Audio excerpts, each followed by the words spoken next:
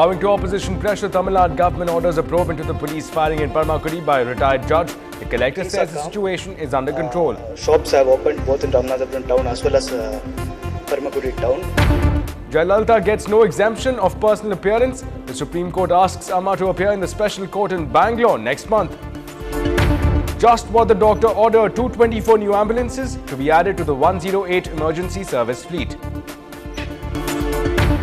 Tamil Nadu's white revolution in the making. Government to pump in 5 crore rupees for a dairy plant in Ambattur. A child goes missing at Chennai Central every 3 days. The Railway Protection Force turns saviour. Which platform do you need to go at the Chennai Central station? With malfunctioning display boards for over a week, passengers are clueless. A very good evening. You're watching Late Night News with me, Ashmit. Time now for the latest updates from across the country. Supreme Court says the Gujarat trial court will have to decide whether Modi's role needs to be probed in the riots case. God is great, Gujarat Chief Minister Narendra Modi writes on Twitter after the Supreme Court ruling. Ehsan Jafri's widow Zakia says she's disappointed, has no faith in the courts. The BJP is happy with the order, says there is no evidence against Narendra Modi. Arguing for bail for Amar Singh, lawyer Ramjit Malani tells the court that the BJP arranged the money for the cash for vote sting operation. Industrial production slows to 3.3% in July, much slower than last year's 9.9%. Azharuddin's son Ayazuddin continues to be in a critical condition in Hyderabad hospital after his motorcycle accident. And Sehwag, Yuvraj and Zaheer in the ICC ODI Team of the Year, Dhoni is the captain. Well, the high-tension situation in Ramanathapuram appears to have mellowed. The collector assured that the situation has been brought under control. Meanwhile, as the families of the 6 dead perform the last rites, the police forces are taking additional precautions by deploying extra personnel. Now, prohibitory orders are still in force. Meanwhile, in the assembly, Amma called for a DRO probe that did not cut any ice with the opposition. After calls coming in from the left allies and from Pudhiya Tamilagam, Chief Minister revised her position and ordered a probe headed by a retired High Court judge. Now, she lashed out at the DMK, claiming that the peace committees that lay dormant under the DMK could have prevented such untoward incidents. Now on Sunday, the arrest of John Pandyan, a Dalit leader, had sparked off outrage, leading to a face-off between an angry mob and police forces. Now the forces reportedly came under attack. In fact, the Chief Minister had stated that the forces acted only in self-defense. மாண்புமிகு உறுப்பினர்கள் தெரிவித்த கருத்துக்கு மதிப்பளித்து ஓய்வு பெற்ற உயர் நீதிமன்ற நீதிபதி தலைமையில் விசாரணை கமிஷன் அமைக்கப்படும் என்பதை தெரிவித்துக் கொள்கிறேன். And well, with high drama in Ramanathapuram, the district collector Arun Roy spoke to my colleague Sam Daniel and assured that the situation was indeed under control. Joining me now is the collector of Ramanathapuram district. Thank you so much for talking to us. A day after this police firing in which 6 people were killed, how is the situation now at Parmakudi and all across Ramanathapuram district, sir? Though yesterday, following the unfortunate incident, there were isolated instances of violence. By evening yesterday itself, situation has been brought under control. Today morning, no unfortunate incident or incidents of violence has been reported so far. Things are calm. Shops have opened both in Ramanathapuram town as well as Parmakudi town. Life is normal, though out of as a precautionary measure, we have discontinued bus service to especially the village bus services, though long distance buses are running at present. How many people have now been killed in this? At present, 6 persons have been killed, and around 38 persons, including policemen, are taking treatment in various government hospitals, both in this district as well as in Madurai. What actually prompted the police to open fire? Was there under-deployment of police strength? It would not be fair on my part to make any comment on that because a judicial inquiry has been instituted on this issue. So the matter is sub judice. So I wouldn't like to comment on the merits or the demerits of the case. But the police has always acted responsibly and is continuing to act responsibly. They have.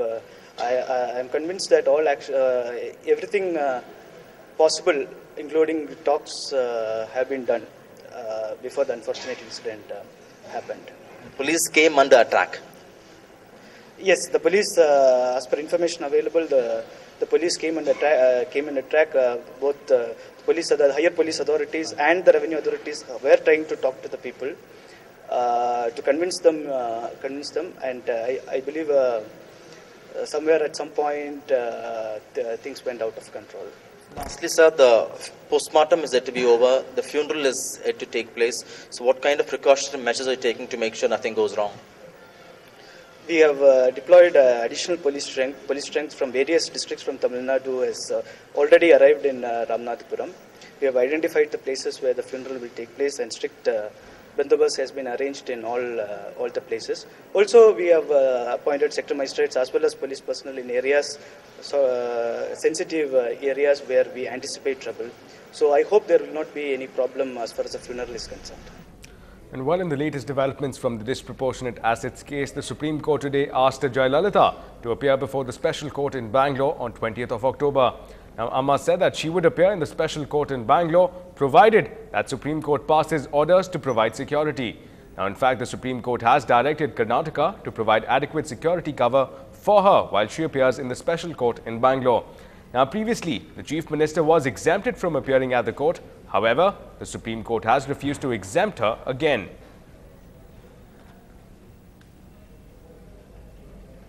It's some updates from the Assembly now. The state government will add 224 ambulances to the 108 emergency ambulance services by the end of this year.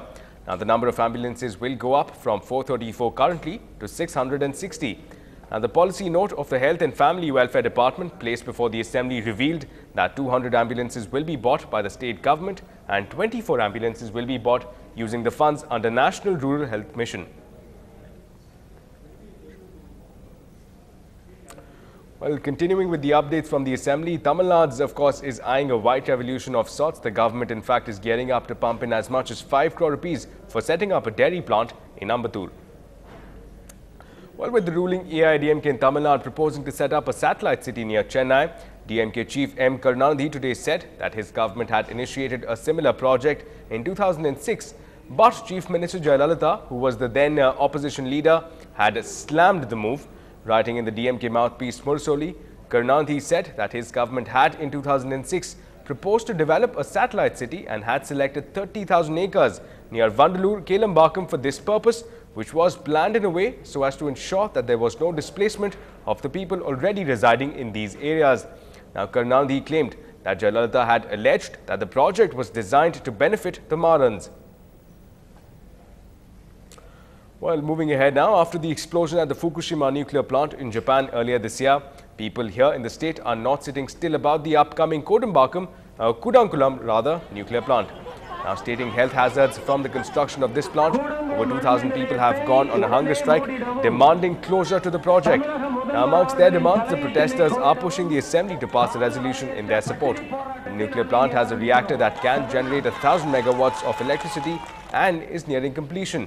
Now, this, of course, is being designed with the help of Russian technology. However, Department of Atomic Energy insists that the plant is safe.